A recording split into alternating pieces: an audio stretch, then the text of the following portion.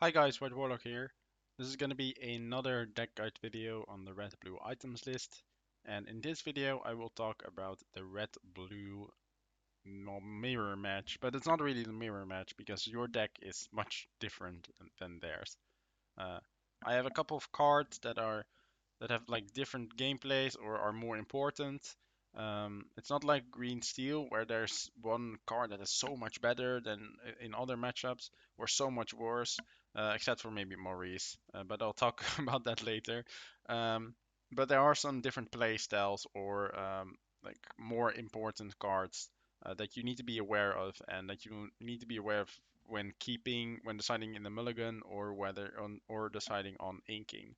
Um, so I'll start off with a play pattern card, and then I'll talk a little bit more about cards in general.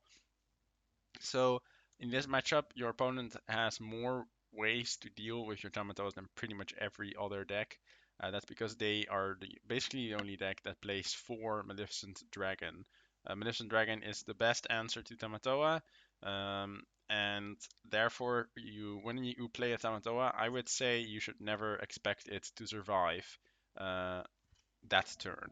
So with Tamatoas, I aim to use it and to use the dime on it immediately, and then expect it to die. And if it doesn't, you probably win the game, right? So you're giving your opponent basically the ultimatum of do you have a dragon or a be prepared or something like that to kill my Tamatoa.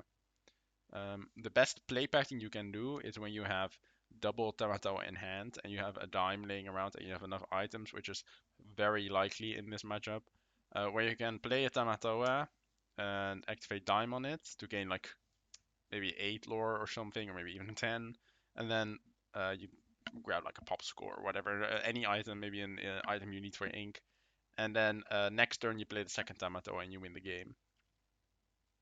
Sometimes you just want to play other cards while waiting for the second Stamatawa in your hand. If you have that opportunity, if you have enough cards in hand to do that, if you have enough answers for your opponent so they don't automatically win out of nowhere, then you can do that. Otherwise, you might want to like use a Tamatawa to just present a threat they have to deal with. They have to spend their turn dealing with it.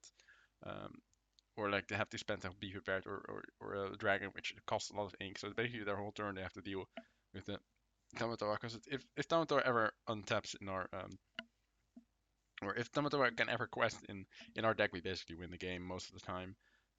So yeah, I would personally try to wait until I have a dime and double Tamatoa in hand, the dime on the field, and then play the first Tamatoa and play the second Tamatoa.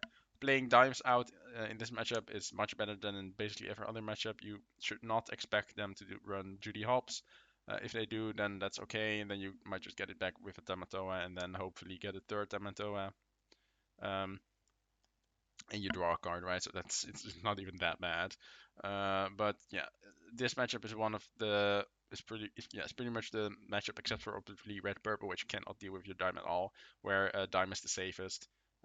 But in the red purple matchup, you might not have time for dime, and in this matchup, you probably do, especially if you find ramp in the early game. Now I'll talk about the removal. So in this matchup, you want to kill Hiram on sight. You draw more cards in general than they do, and the one that has the most cards is more likely to win the game. And especially you, when you have more items and your Tamatoa um, has a higher opportunity to win the game immediately or to win with double Tamatoa in hand, and you need to find the lucky dime and you need to find the double Tamatoa. And to do that, you need time, and these 3 cards, the Mana Medusa, Sisu, and Brawl, can give you that time. But their most important objective is basically to kill the Hiram on site. If their Hiram ever quests, you either did something wrong, or your hand sucks, and you might just lose the game immediately after that swing. They get another free 2 cards. They don't really care that they have less items. Um, they have they have a more opportunity to use Tamatoas and play more Tamatoas than you do because they have more ramp, and if they have draw more cards, they have more cards to answer your Tamatoas and then giving them a little bit of opportunity to play their Tamatoas because their Tamatoas don't need to be there and all be all game winning card, and for us it is. So you need to be sure that you can grab the advantage, and your own harem surviving is the big thing that you have an advantage in because you have more removal against their harem than they do against yours. They only have Brawls and Medusa, and we have Brawls, Medusa, and Sisu. And Medusa might not be in time if they don't get their ramp. Well, we always have a card that costs less than their harem, so we spend less ink to kill their harem than they had to spend to play their harem. So when inking, make sure that if you ink a Brawl, you have a Sisu. And if you have ink a Sisu with a Fishbone Quill, you have a Brawl or a Medusa in time. If you're around that ink mark, uh, having because Brawl basically only is there to hit Hirems, you can, if you already have a Sisu in hand, decide to ink the Brawl and just keep the Sisu for when they play a Hirem.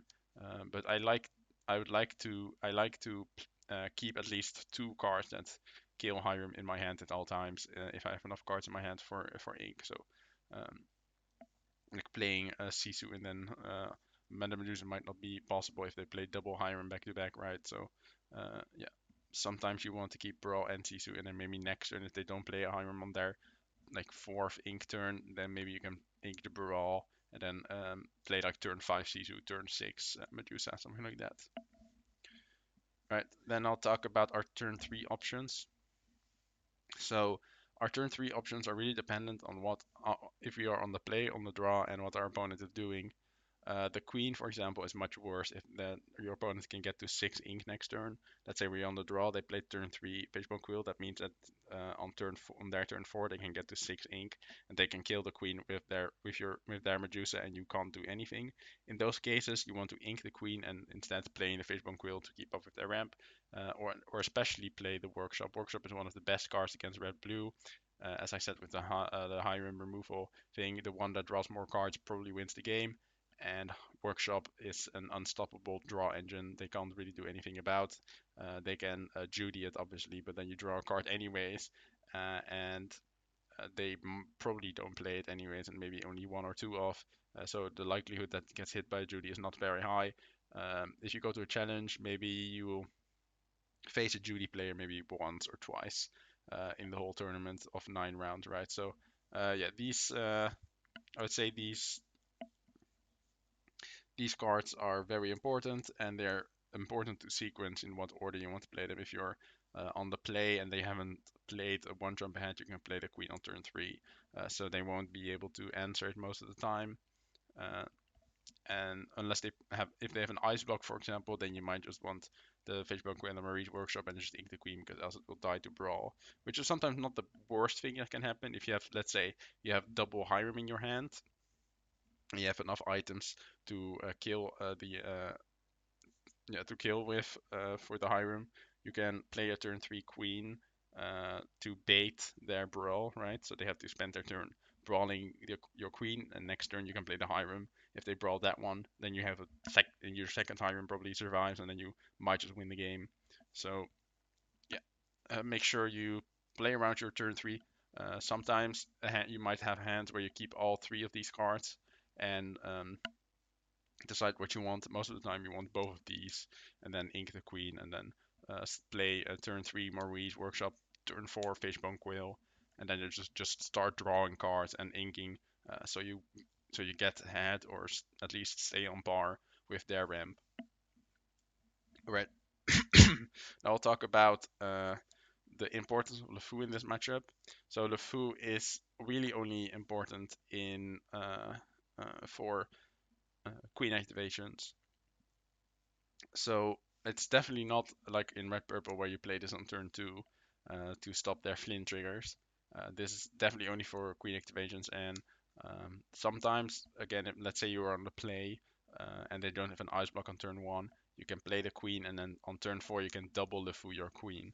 Those are the times where you just automatically win the game, and That is where the LeFou really shines.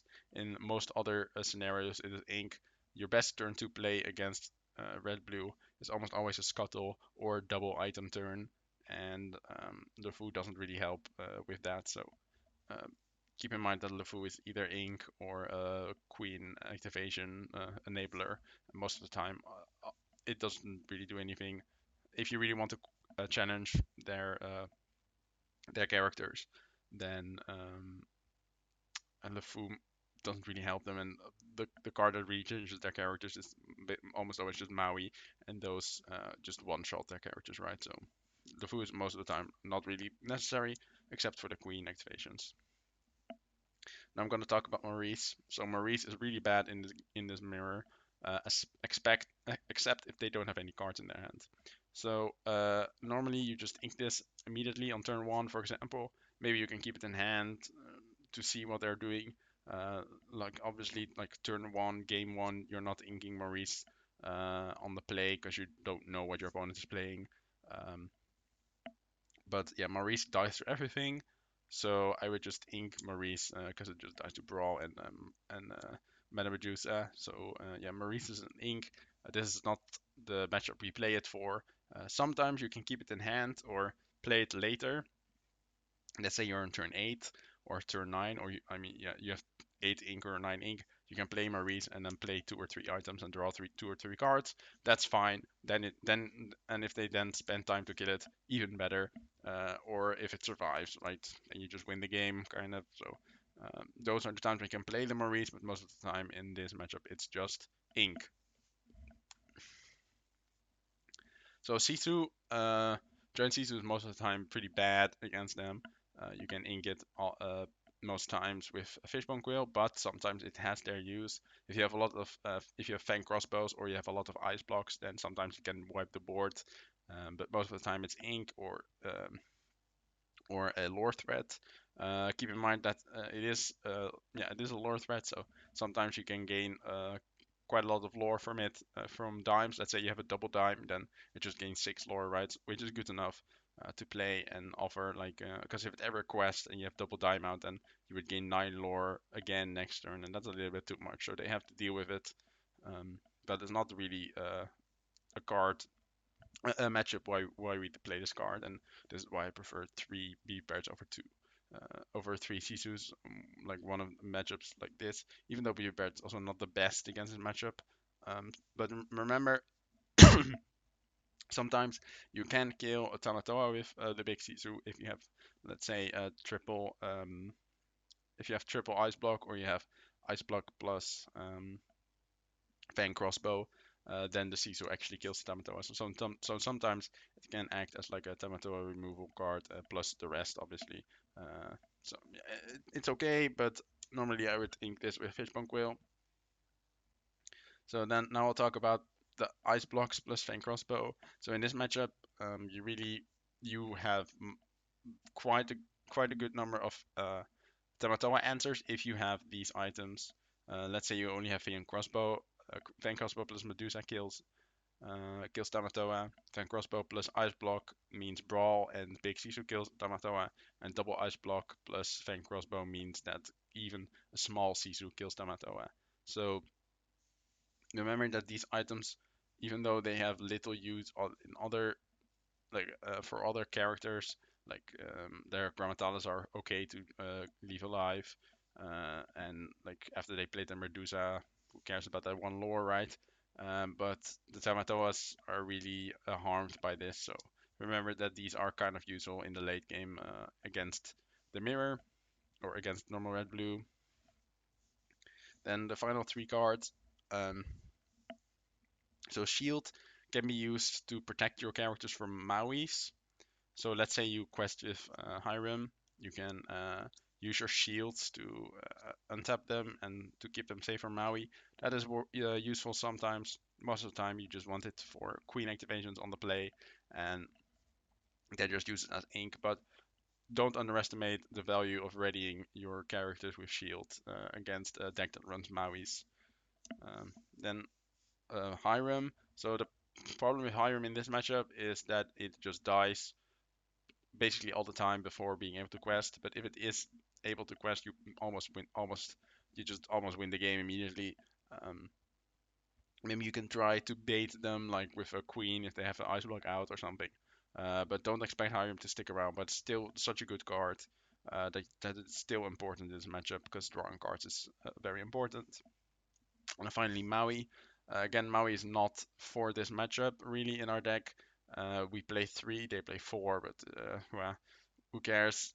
Most of the time, you're not questing anyways against their deck, so you don't really have to fear their opposing Mauis that much. Our Mauis are mostly here to kill their flavor gems if they manage to quest. If you have nothing better to do, if you don't have our Medusas, our Sisus, or our Brawls, then you can keep a Maui in hand to kill it, to kill the in response to their quest. But Maui is often ink in this matchup. All right, those are all the cards I wanted to talk about for the red-blue matchup. Next up will be the blue-steel matchup, and after that, I might go in on other matchups. But those are the core, the big four that I definitely wanted to talk about before the challenge. Hope you guys enjoyed this video and learned from it, and I will see you guys later.